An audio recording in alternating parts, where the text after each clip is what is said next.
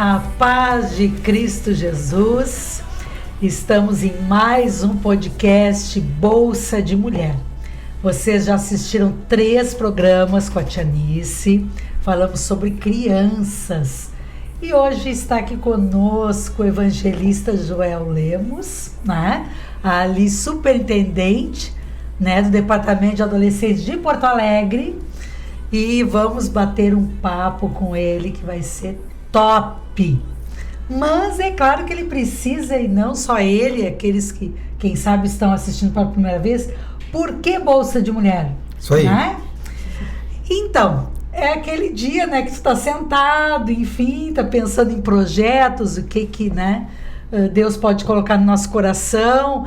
E Deus me trouxe ao coração algo muito simples, Joelson. Eu olhando para minha bolsa, só um pouquinho, dá para tirar alguma coisa daí?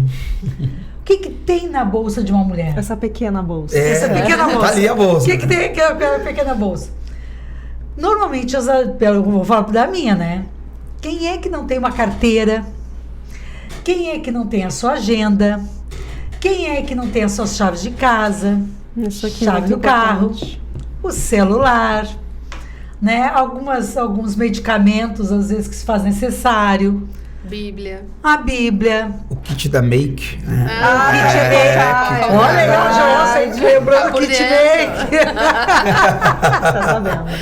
E quando a gente fala sobre esses itens, Joelson, a gente pensa agenda. Agenda, a gente coloca projetos, a gente coloca nossas atividades, nossos compromissos, colocamos tudo numa agenda.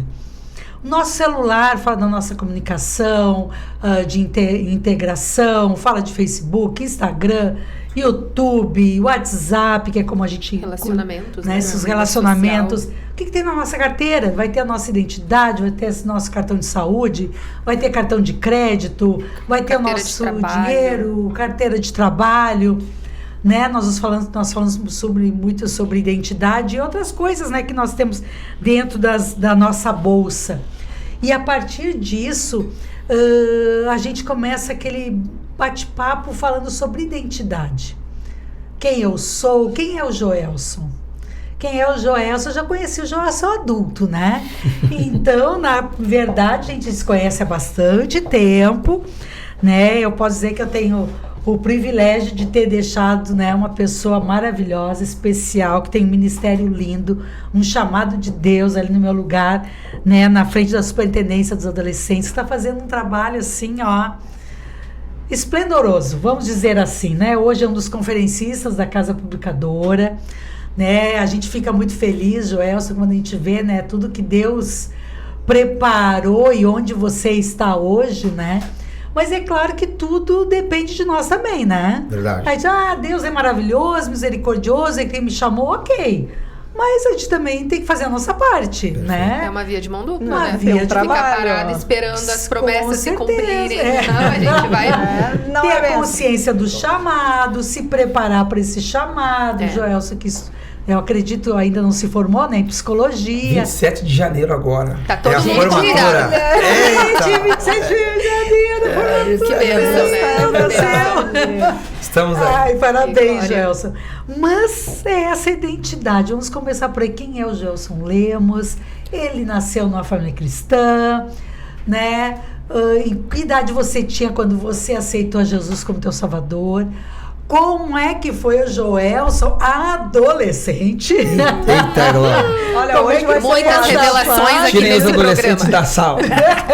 Não, pode ficar com os adolescentes. Né? Porque na nossa adolescência, Joelson, a gente não teve o trabalho que nós temos hoje, né? Verdade, verdade. Não tinha seminários, não tinha trabalho da CPAD, né? Então eu, por exemplo, quando nós nos convertemos, eu já tinha meus 13 para 14 anos, não tinha classe de adolescentes, Um não trabalho tinha específico, um né? trabalho específico, a gente ficava ali com os jovens, interagia ali e crescia também no meio dos jovens. Mas e como é que foi com o Joelson? Bora lá, eu quero primeiro agradecer, né, pela oportunidade de poder estar aqui, o convite.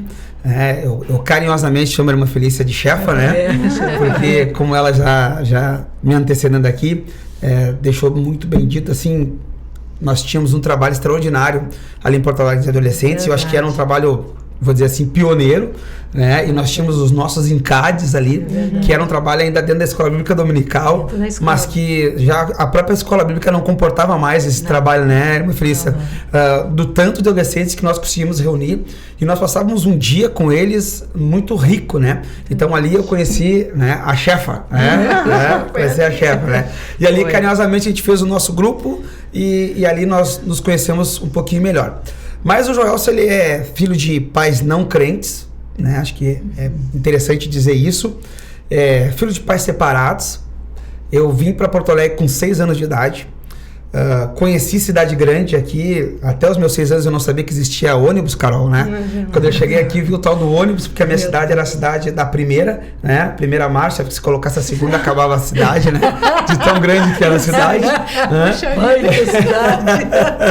Né? Pensando no sul do Brasil, é a penúltima cidade, que é Arroio Grande, depois vem Jaguarão, atravessa a ponte, já está no Uruguai e acabou o Brasil, né? Então eu vim do extremo sul do Brasil. E então chegamos em Porto Alegre com 6 anos de idade. Aqui, o meu primeiro contato com o Evangelho foi através de um trabalho fantástico que a nossa igreja sempre fez, que foi a obra social. E na congregação da Tronco, né, que hoje o pessoal conhece como Grande Cruzeiro ali, né? Então eu sou sim filho da Grande Cruzeiro, né? De Porto Alegre. Pra quem tá olhando, meu Deus, é da Cruzeiro, é dali, né? E como que dizem, coisa boa de Nazaré, né? Vem coisa boa da Cruzeiro, né? Então, né? Vem, Jesus é bom, né? Jesus é bom, ele endireita o homenzinho torto, né? E ali então a gente conheceu a Jesus através do trabalho da sopa. Né? Então a sopa foi um trabalho que me apresentou o Evangelho. Eu vim para sair de uma casa que tinha tudo. Meu pai é militar, né? Meu pai é aposentado da Brigada Militar. Então, até os 6 anos de idade eu tinha tudo. Inclusive, na época não era o Nesquik, né? O Nesquik eu digo que é pra saborizar da Nutella, né? Eu era da época do Quick, né? O Quick, né? O Quick de morango.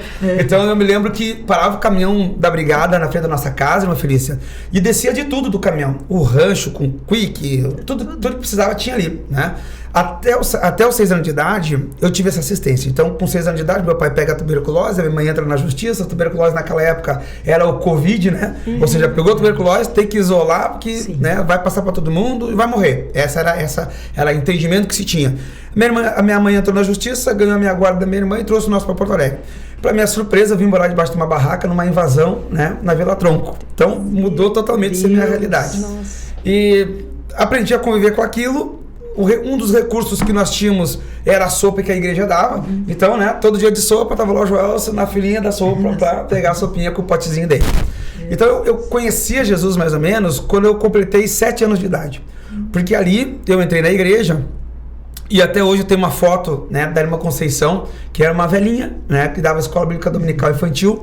E ela disse assim, vamos cuidar desse negrinho, porque esse negrinho vai dar certo. Dizia ela pra nós, né? Sabe? E ela disse, vamos cuidar. Não, hein? Mas eu cheguei lá, camisetinha do Internacional, ranhentinho, daquele jeito, né? Sim. Daquele jeito. E ela disse, vamos cuidar desse negrinho. Comecei a participar da escola bíblica dominical. Como todo filho de não crente e ainda praticante do baixo espiritismo, né? Porque a minha família toda ela era praticante do baixo espiritismo. Para quem não conhece, né? O baixo espiritismo são todas as religiões de matriz afro, né? Nós temos o alto espiritismo, que é as religiões kardecistas, e o baixo espiritismo, que são as religiões de matriz afro, né? Não é questão de uma ser maior ou menor, mas por uma questão de cultura, de literatura, de texto, enfim, coisa e tal. E aí, então, eu com mais ou menos 11 anos de idade, deixei de frequentar a igreja.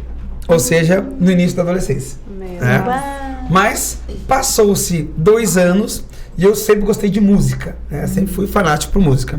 E aí tinha um grupo na igreja, né, chamado Rocha Viva, que cantava e coisa e tal. E eles eram meus colegas de aula, né? Alguns deles meus colegas. E aí me convidaram para ir na igreja. Eu já conhecia a igreja, né? Já sabia o que era igreja. Eu digo, tá, não havia me batizado, enfim, coisa e tal. Só participava da escola bíblica dominical, mas tinha lá sementinha plantada. Aí com 12 anos de idade eu comecei a ir para assistir eles cantarem, né? Cantarem. E nunca mais saí dali, né? Nunca mais saí da igreja. Sim. Aceitei Jesus aqui na Alvorada, né? Num culto aqui na Salomé, né? Olha só.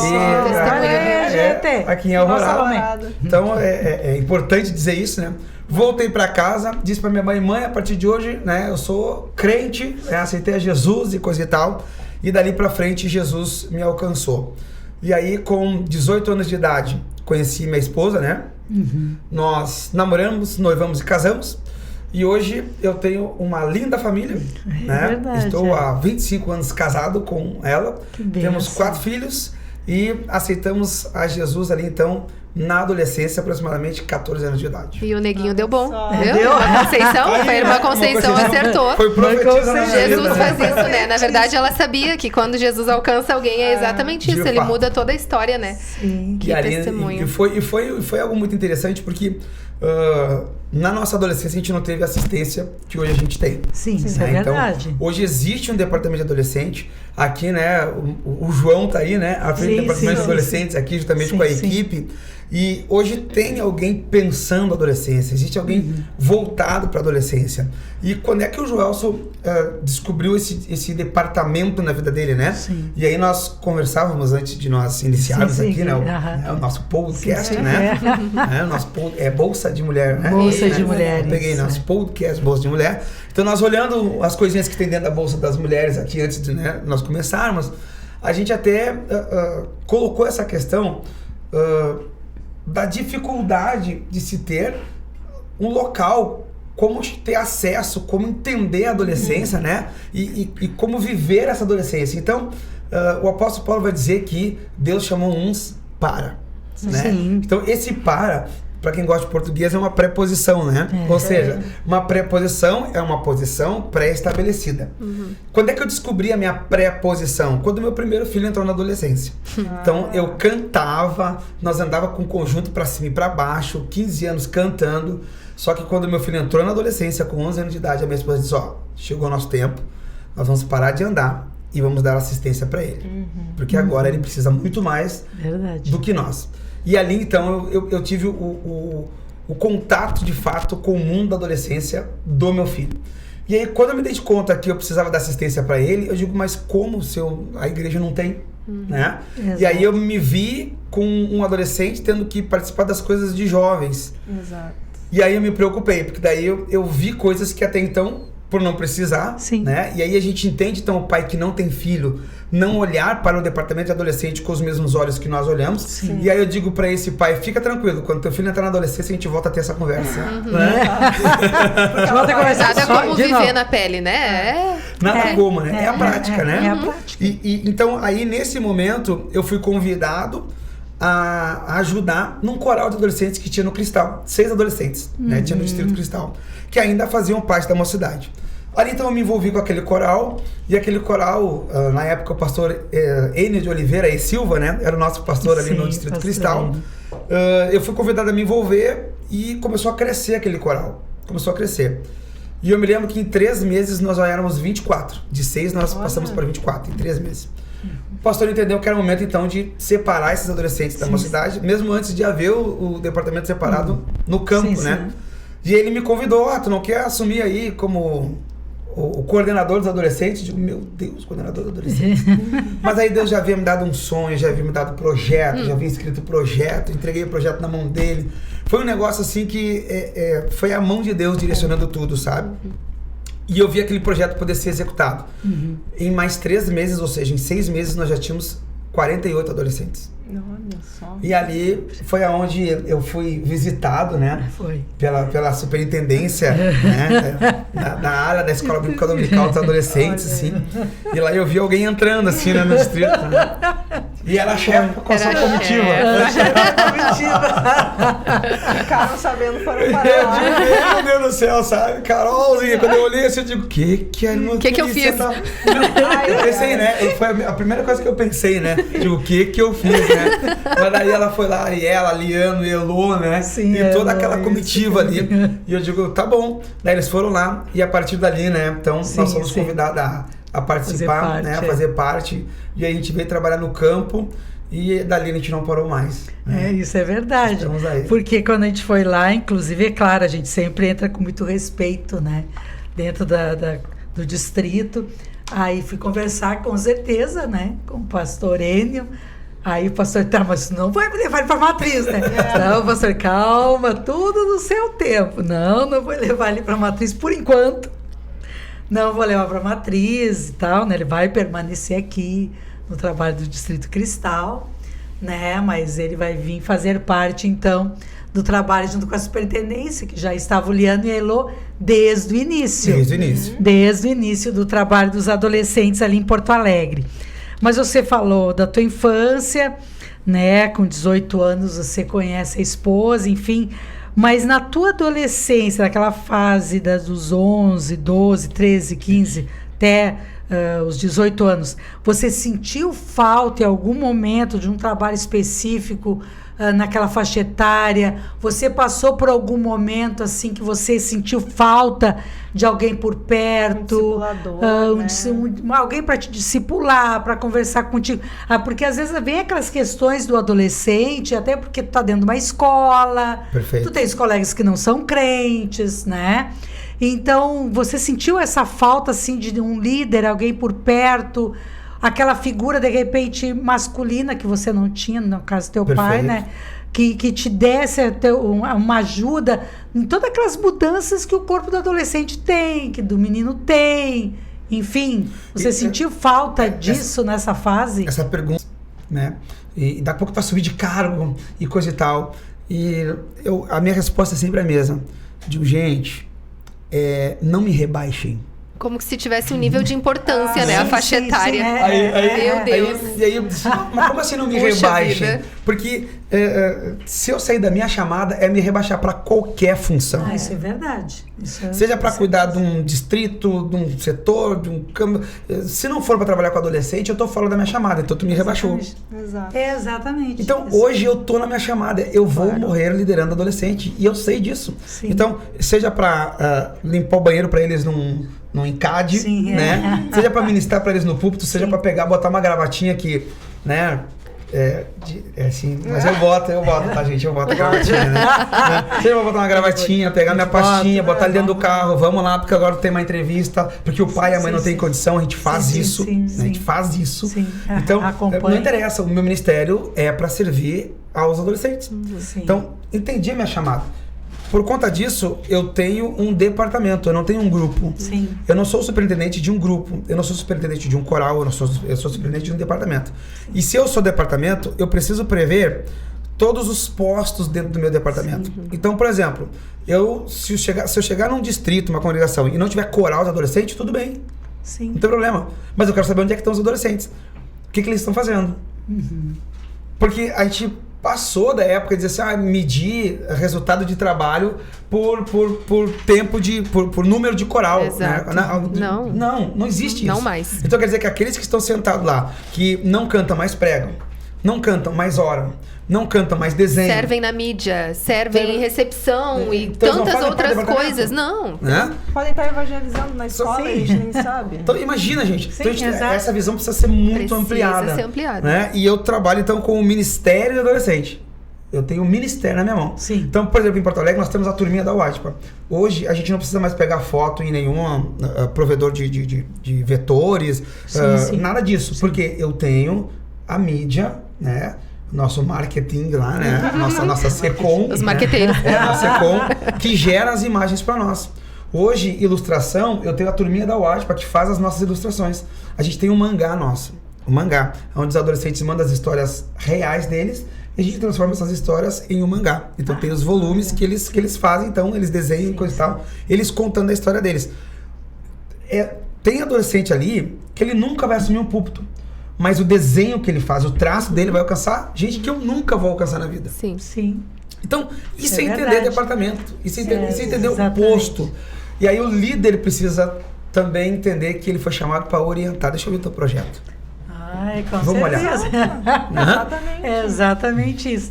Gente, Não, pera. Já que Não. falou, como é que é o grupo? É os... Esse da UADPA? Turminha? Turminha. Mas daí, e os filhos de Zacar? Ah, verdade. E os escoteiros? Temos o Filho de Zacar. O Filho de Zacar sim, é um projeto que a gente tem, né? Que ele reúne o militarismo, né, o escotismo e a vivência cristã. Então a gente fundiu esses 3 estilos de vida, né? E criamos o projeto Filho de Zacar. Dentro do projeto Filho de Zacar tem uma sistemática e um currículo que nós temos desde questões profissionais até questões bíblicas. Então tem um curso teológico lá dentro, existem questões, tem cursos, né, profissionalizantes, Sim. Eles desenvolvem a questão de óleo de unida dentro. Ah, por que óleo de unida? Porque o adolescente se perguntar assim, qual é a tua direita?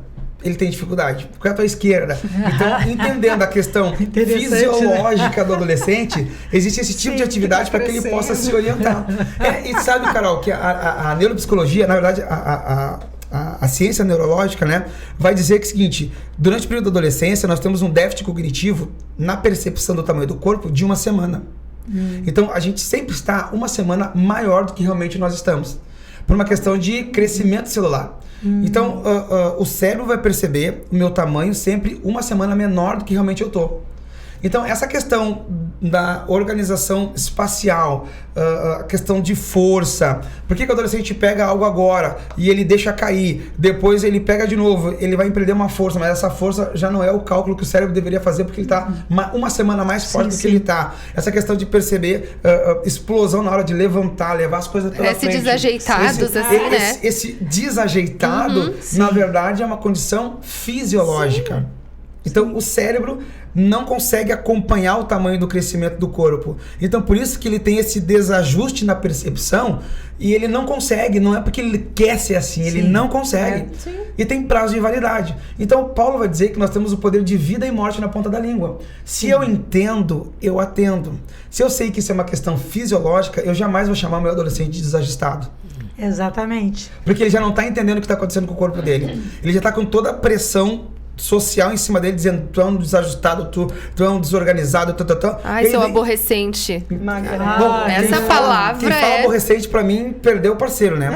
Porque isso aí. vem assistir minhas palestras, você vai ver quem é que aborrece, tá bom? Mas enfim, e aí, e isso é interessante a gente perceber, porque ou a gente contribui para uma adolescência sadia, ou a gente contribui para que eles de fato adoeçam e adoeçam de forma profunda.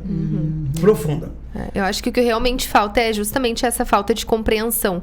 Porque se a gente pensar, né, tu até falou em algum momento, todo mundo passou por isso um dia. E a gente teve as dificuldades de se compreender, de saber lidar com os nossos hormônios, o nosso corpo que tá passando por transformação, por tudo. E aí, quando chega agora na fase dos nossos filhos, ou de conviver com algum adolescente, né, ai, mas é um desajeitado, ou boca aberta, às vezes ofendendo, e às vezes a gente pensa que não tá sendo nada demais o que a gente tá falando, às vezes a gente tá causando dores que essa pessoa vai levar pro resto da vida, né? Exato. E é mais ou menos como a gente no emprego. A gente, quando começa, a gente quer que alguém nos ensine com paciência, a gente quer ter um colega que tenha paciência pra nos ensinar, pra nos ajudar, quer ser compreendido, porque às vezes tu vai precisar que te expliquem 2, 3, 4, 5 vezes, dependendo da tua capacidade. Mas quando chega a tua vez, que tu já é o antigo na empresa e que tá chegando um novo pra te treinar, aí a gente já não tem a mesma paciência. A gente não quer ter a mesma disposição pra ensinar, né? E se pensar na nossa vida, funciona exatamente do mesmo jeito, né? Justamente. Se a gente pensar, eu já vivi isso, eu tive as mesmas dificuldades, a gente vai saber se botar no lugar. Mas aí nós vamos voltar dos 6 primeiros semestres de psicologia. Voltar pra minha adolescência dói. Pois é. Lembrar da minha adolescência é dolorido, né? O bullying que sofreu na escola. Aí nós vamos lembrar de algumas coisas, né, Carol? E isso vai me remeter a coisas tão difíceis de eu lidar. Então é muito mais fácil eu adultizar esse adolescente do que validar a adolescência dele. Porque se eu adultizar ele, eu cobro dele como adulto. Daí eu não preciso ter a responsabilidade de orientar. Aí eu posso ser o patrão. Sim. Né? Então, eu posso tratar ele como um par igual. Eu não preciso ter o serviço de sentar e orientar, ensinar, nortear, guiar, ouvir, né? E tem um autor nosso na Psico que ele vai dizer que um adolescente só precisa de uma mãe suficientemente boa, um pai suficientemente bom, né? Na verdade, ele vai dizer que a criança precisa, né, de uma mãe suficientemente boa, de um pai suficientemente bom. O que é isso? Um adulto que ele não se desorganize com a desorganização do adolescente. Um adulto que ele receba a desorganização do adolescente por conta dele não é que o adolescente não seja organizado porque ele queira. É porque ele não tem condição, ele não tem ferramentas para se organizar. Ele precisa que alguém tenha essas ferramentas e ajude ele a se organizar. Então o que ele faz? Ele, tô desorganizado, me ajuda? Só que quando ele joga essa desorganização pro adulto, o adulto, em vez de pegar essa desorganização e dizer, ok, eu tenho ferramentas para te ajudar a se organizar, bora lá. Ele se desorganiza junto com esse adolescente. Então ele, por exemplo, um adolescente que grita com um adulto. O adulto, em vez de receber, né, essa vociferação, né, ou seja, esse grito, e ok, você está gritando por algum motivo, vamos entender esse grito. Não, ele vai tentar gritar mais alto que o adolescente. Vira uma competição, parece 2 adolescentes brigando daí. Aí você já não sabe quem é o adolescente da relação. Porque daí o que acontece? O adolescente tem lampejos, porque a adolescência é isso. A adolescência é hora para ser extremamente adulto e hora para ser extremamente infantil. Então, o exercício entre o ser adulto e criança vai desenvolver a tua capacidade de realmente se manter na condição de adulto. Pela experiência que tu tá tendo. E claro que esse orientador, que já tem esse cérebro maduro, que vai te ajudar a fazer isso. Então, por conta disso, o adolescente vai para essa adultez e ele olha para o adulto sendo um adolescente e ele ainda, inclusive, dá um chá de moral no adulto. E o adulto fica, o que aconteceu aqui? Eu acho que os papéis estão se invertendo. Tem alguma coisa errada. Não, e até essas questões que a gente fala, né, essa questão dos pais para lidar com os filhos adolescentes, né? Como é que, não sei se existe essa orientação dentro dessas palestras, hoje a gente vive um momento bem complicado, né? Como é que a gente trabalha essas questões quando o adolescente chega com dúvidas com relação à sua sexualidade? Como é que é dito, qual orientação? Porque não adianta tu chegar para adolescente e xingar ele, botar a boca, isso é coisa do diabo, o que é isso? Não sei o que. Aí o adolescente, aí quando ele recebe isso, a tendência é ele se fechar. Perfeito. Entendeu? Não, é só um pouquinho, então eu tô endemoniado. De novo, né? Ele joga a desorganização dele sobre o adulto. Do adulto. E tem umas questões hoje que são muito fortes, que é como eu digo, já tinha no nosso tempo. Perfeito. Mas não era tão em voga como está hoje. Por causa da velocidade da informação, da velocidade. Né? Então, e é aquela questão que o adolescente, como a gente está falando, ele está se organizando, tem algumas questões do corpo dele, né? Algumas partes do cérebro dele que ainda estão meio bagunçadinhas lá, né? E começa isso no ouvido dele. Não, o teu corpo é teu que manda, tu pode ser quem tu quiser. Teu corpo, tuas regras. Tu quer ser um cachorro, então vai sair latindo, vai botar uma coleira, vai comendo pratinho, né? E parece coisa ridícula, mas a gente sabe que isso existe. E ainda mais pessoas que se dizem que são, eu sou um gato, Perfeito. Eu sou um cachorro, eu sou sei lá que tipo de bicho. Inclusive se relacionam, né? Exatamente. Inclusive com árvores. Eu vou casar com uma árvore. Tem. Pansexuais, né? Então, como é? Porque a liderança, por exemplo, um líder como o Joelson está preparado, né? Mas a primeira pessoa que vai receber esse embate são os pais. Perfeito. Né? E às vezes os pais podem recorrer ao Joelson. Joelson, eu tô com uma situação lá em casa. Minha filha tá... Mas também tem pais que se fecham tanto que eles não vão ter nem coragem de procurar os pais, né? Daí às vezes os líderes são procurados, né? Então vamos lá. Vamos à prática. Às vezes não vamos ratear o assunto aí, né? Vamos fazer uma partilha aí. Ponto número né? Ponto, né? Vírgula, vamos lá, né? Mas o que é interessante a gente pensar? Que essas questões de sexualidade, elas não são de uma hora para outra. Primeira coisa, tá? Então, tudo precisa ser visto de forma contínua. Então, é o estopim. O adolescente chegar no pai e dizer, eu tô com dúvida na minha sexualidade, já é o estopim. Ele já vinha, de alguma forma, dando alguns sinais que não foram percebidos. Que ele tinha dúvida com relação àquele assunto. Sim. Porque, gente, é um ponto que eu preciso colocar aqui, tá? O adolescente vai ter dúvida em tudo. Então, a sexualidade é só mais uma das coisas que ele terá dúvida. Então, vai ter dúvida com relação à fé, vai ter dúvida com relação à sexualidade, vai ter dúvida com relação ao emprego, vai ter dúvida com relação ao estudo. Então, ele vai ter dúvida. Vai ter dúvidas. Então, se eu encarar a dúvida da sexualidade como apenas mais uma dúvida, eu já vou me tranquilizar. Sim. Entendendo que é normal e ela vai surgir, tá? Eu poderia, por exemplo, trazer para vocês a questão da adolescência, que é onde tem que surgir essa dúvida, teoricamente, da sexualidade, porque é o momento que eles estão se descobrindo enquanto um ser ativamente sexual, né? Então, os órgãos sexuais já estão maduros para a reprodução, embora eles ainda não tenham a prática sexual, o corpo está dizendo, a qualquer momento vai dar para fazer, né? E eles não entendem essa informação, então tem que vir a dúvida mesmo. Sim. E alguém que já tenha cérebro para orientar é que vai ter que dirimir essas dúvidas. Então, vamos lá. O que eu digo? Qual é o período da adolescência? Nós vamos pegar ali início do século XX, tá? Nós não tínhamos o conceito de adolescência, né? Tinha o mini adulto que era criança. Mas o indivíduo chegava nesse período que era um período frenético da vida, que as famílias tinham tanto medo dos indivíduos chegar nessa idade que eles tinham dois recursos. Um era enclausurar esse indivíduo, e aí começou a surgir as associações de pais e moços, colégios de freira, esses internatos, que foram as instituições que enriqueceram da noite pro dia, porque elas deram conta de uma dor que a família tinha, que era o quê? Dar conta desse indivíduo que pode trazer um opróbrio, uma condição moral que pode desmoralizar a minha família. Então, eu tenho que, de alguma forma, dar conta desse camarada. Se eu não tinha condição de mandar ele para essa instituição, eu casava ele cedo. Esses eram os dois recursos que a família tinha. Ou enclausura, ou casa cedo. Porque vai dar problema, né? Por não saber lidar com essas questões da adolescência. Então, por exemplo, nos colégios internos, as meninas lá no colégio de freiras, os meninos na associação de pais e moços, coisa e tal, como é que as meninas, elas expressavam a adolescência delas? Através do diário. Porque a adolescência é o período que eu preciso ser ouvido. Ouvido, né? Então, eu preciso que alguém me escute. A adolescência é esse período.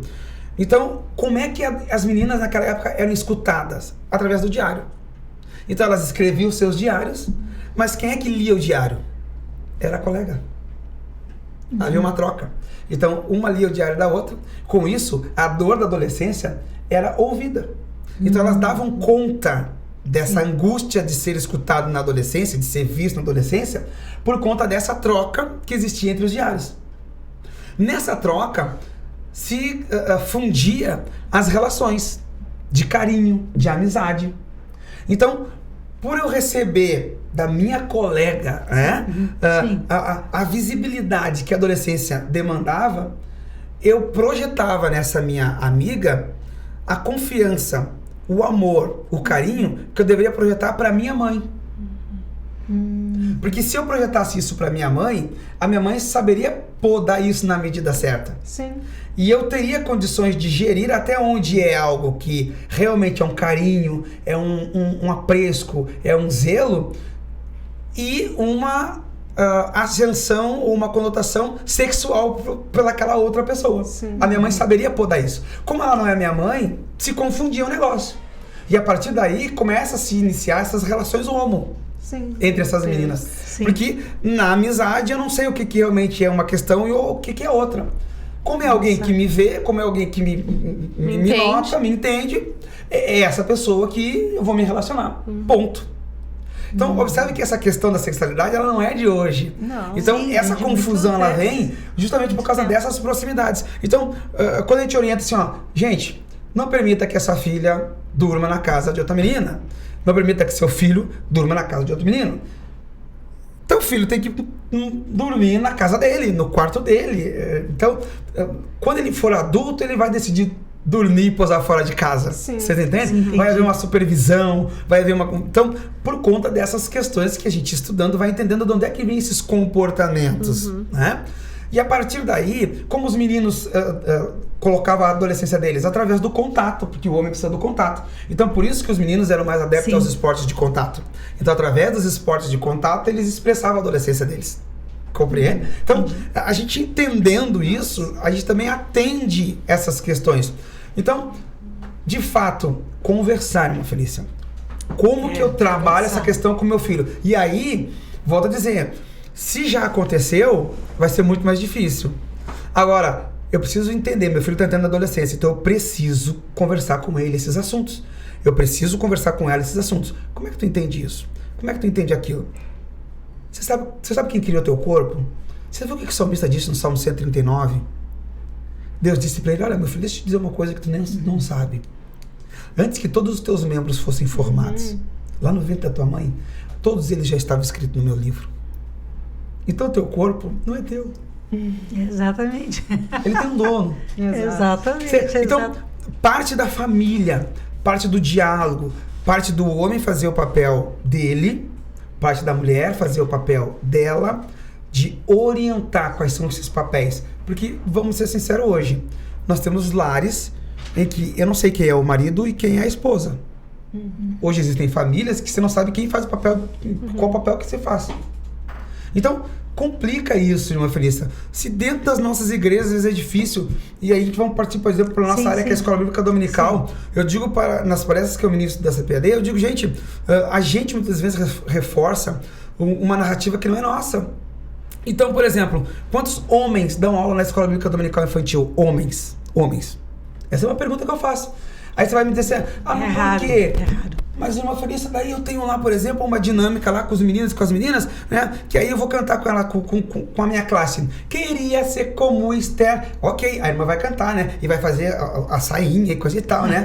Mas a mesma irmã vai levantar e vai dizer, e eu como Sansão. Qual é a mensagem que ela tá mandando para esse menino? Que a mulher pode ocupar o espaço do homem.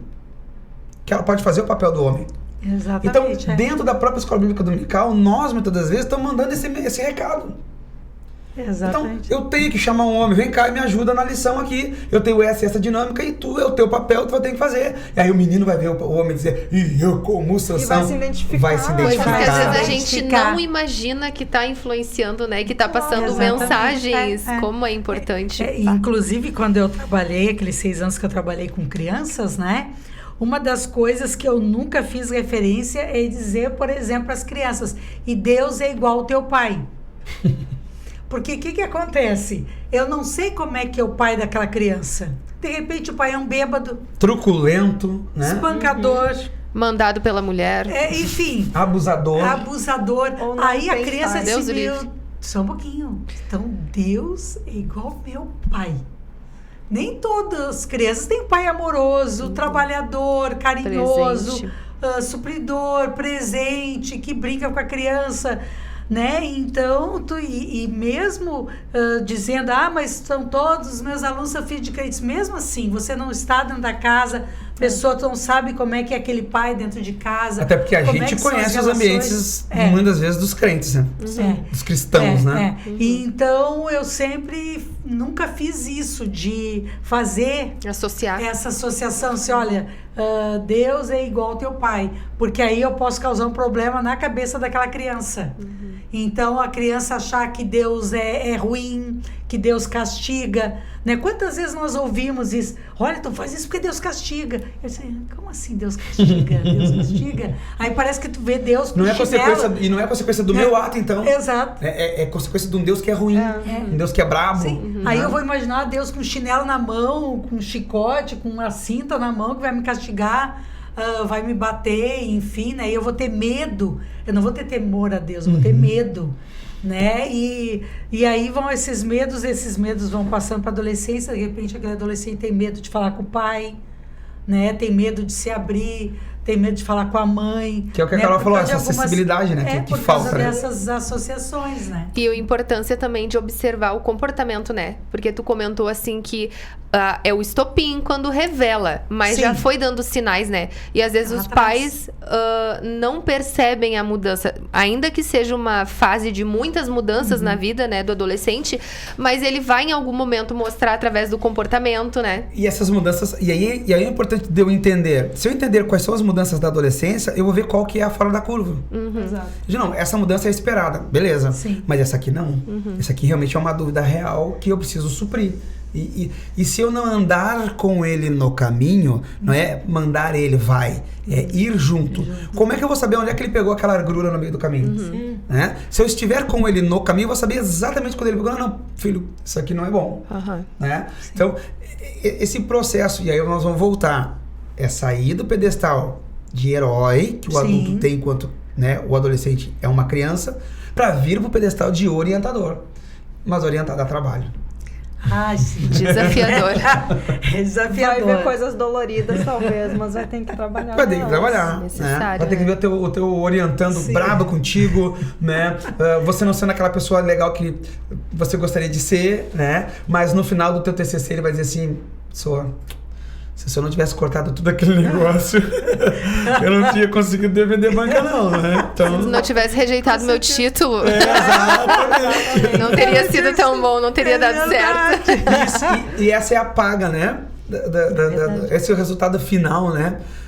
Acredito eu, da produção que um pai e uma mãe devem ter enquanto filhos adolescentes, né? E aí, irmã Felícia, cabe aqui a gente colocar. Nós temos os nossos departamentos de estrutura familiar, né? E esse, para mim, tem que ser o maior parceiro do departamento de adolescentes. Porque eu tenho, isso eu digo lá em Porto Alegre, eu tenho a batuta espiritual sobre a vida do adolescente. Sim. Sobre a vida do adolescente, eu tenho a batuta espiritual. Ele pode chegar com qualquer situação espiritual, eu consigo resolver. Né? Em nome de Jesus, Deus vai nos dar graça, coisa e tal. Mas quando essa questão transcende o adolescente, e passa para a família, já não é mais a minha batuta. Eu não tenho a batuta sobre a família. Isso é verdade. Então, e aí nós estamos falando de níveis espirituais, porque tem cristãos que não conhecem batalha espiritual.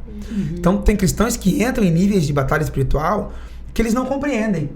E aí, eles vão falar que nem Jorge, Senhor, você falou de coisas que eram maravilhosas demais para mim, né? Então, e eu não compreendi essas coisas.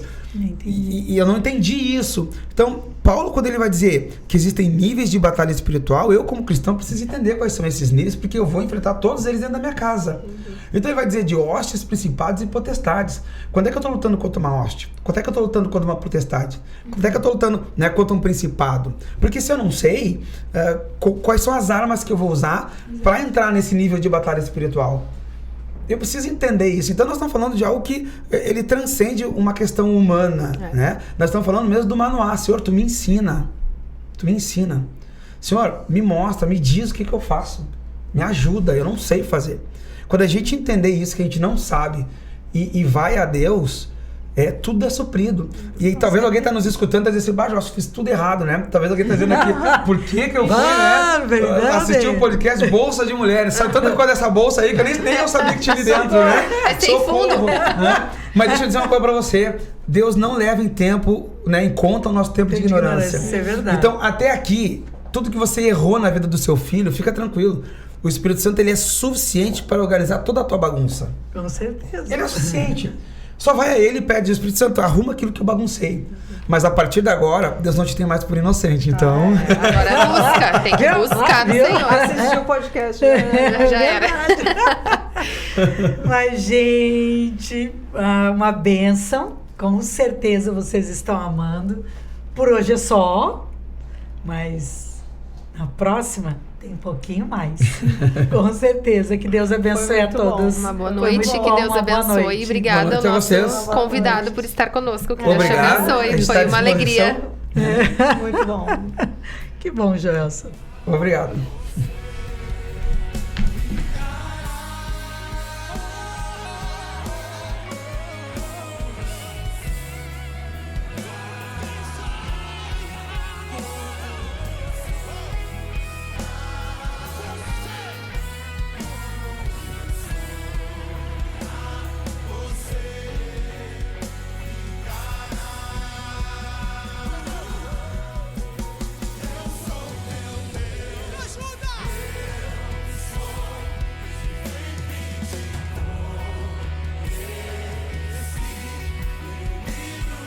A pergunta é extraordinária, assim, né? O que acontece?